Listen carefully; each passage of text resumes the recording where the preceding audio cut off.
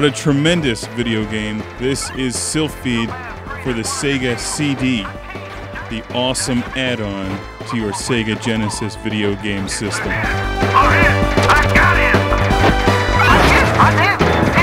And I vaguely remember a lot of negative press about this game, but I really enjoy Silpheed.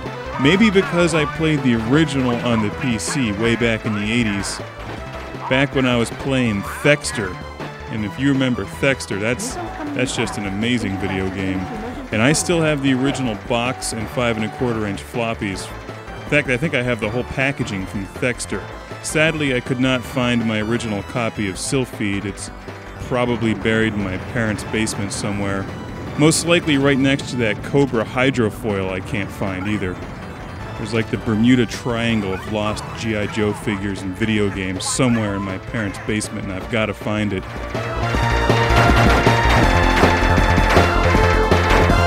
Evasive maneuver! Evasive maneuver! Laser switching!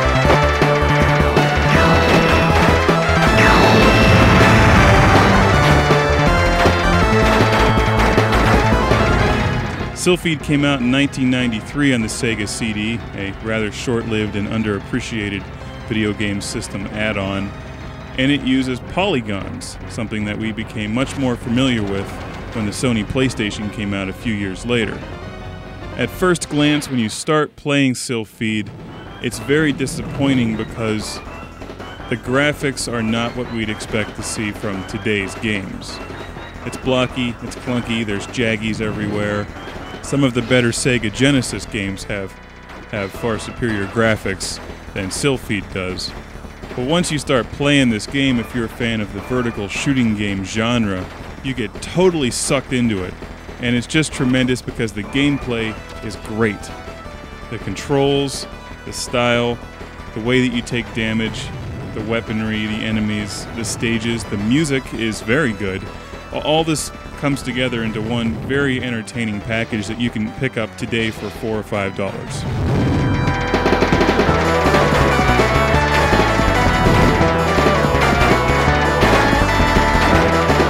Stylistically, I think it's a cross between Raiden 3 and Tron. Let's read the story from the manual. In the year 3076, an unmanned solar space force fleet suddenly started to attack the colony planets.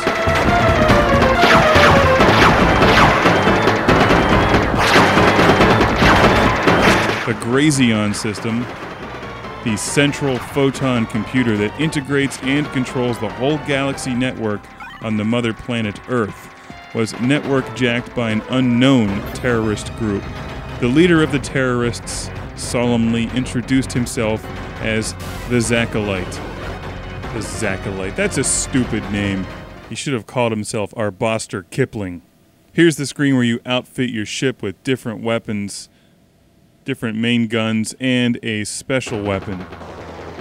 You look at some of the level designs, like this one, Stage 4, and you think that if they put this kind of creativity and thought and energy into today's video games, if they bring out some more shooters for the new game consoles, they could do such an amazing job bringing a spaceship into a totally different world.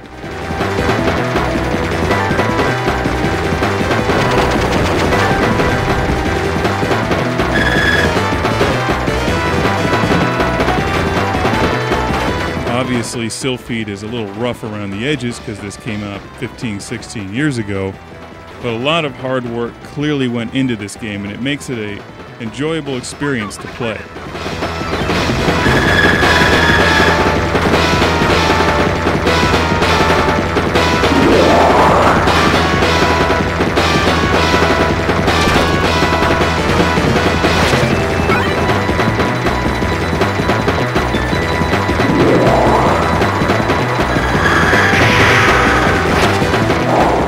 You like how I dodged the laser beams and then ran into the gun turret? Fortunately, this thing can take some damage before it blows up.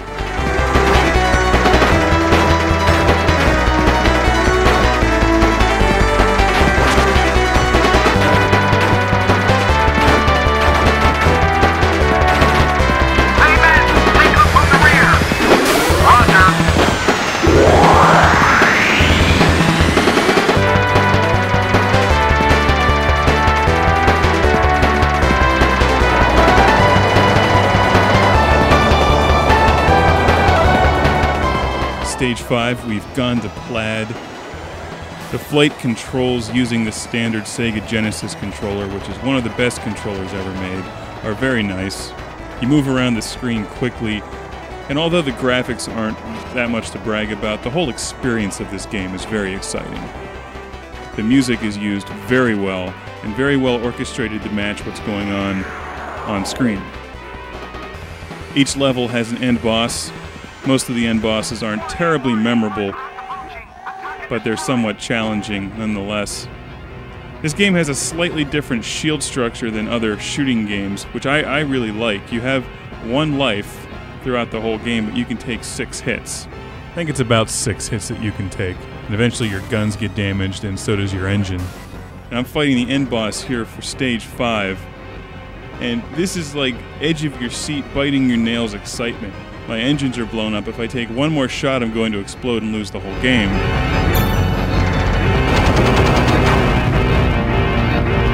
But it's that kind of excitement that makes for a fun video game. I don't usually like it when you just take one hit and explode. I personally prefer the games where you can take a few hits before you die.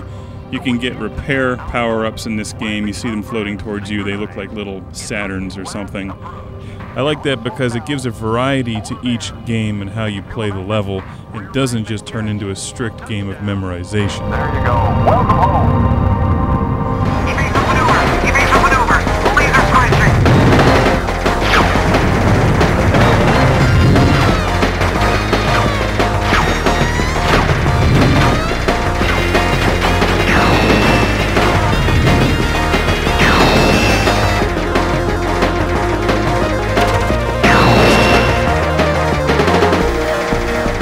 And this game has an invincibility power-up, which briefly works. And I love any game with an invincibility power-up, because I just like to just fly my ship into things and blow them up.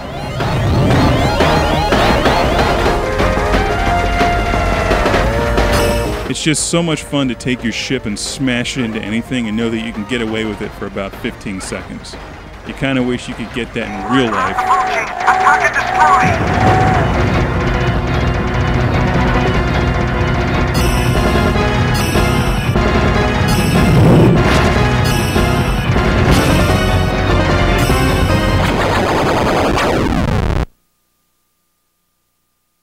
Game over.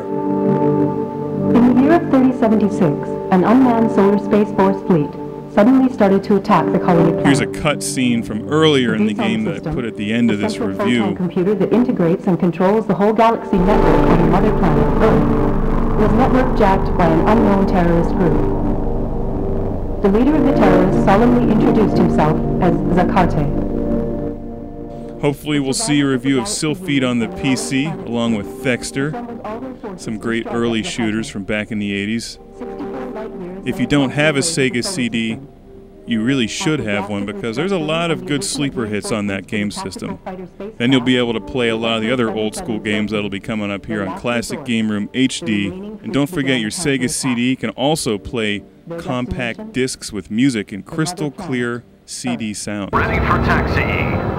Right alarm check. You can finally throw out that 8-track player. Set. Torpedo ready for launch. All systems green.